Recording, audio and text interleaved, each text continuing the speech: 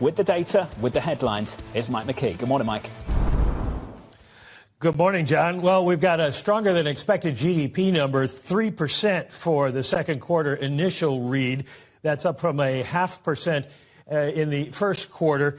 2.6% was what was forecast. Now, the interesting thing, of course, is we've got to break that down by category because we had the trade distortions in the first quarter. So let's look now at the GDP personal consumption number. Comes in a little weaker than anticipated. It's up by 1.4%. The forecast was for 1.5%. Gross domestic private investment, non-residential fixed, 1.9%. That's down from 10.3%. A lot of anecdotal reports that businesses were holding off on spending, and it looks like that indeed is what happened.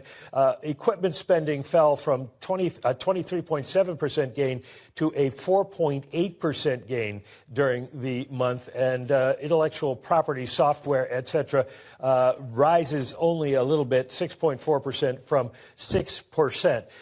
Looking at net exports, which should at least provided a big jump in the Atlanta Fed GDP now last week, or last reading. Exports were down 1.8%. Imports were down 30.3%. They had risen by 37.9% in the first quarter. So we know this is basically an import story and also an inventory story. Inventories down $185.5 billion.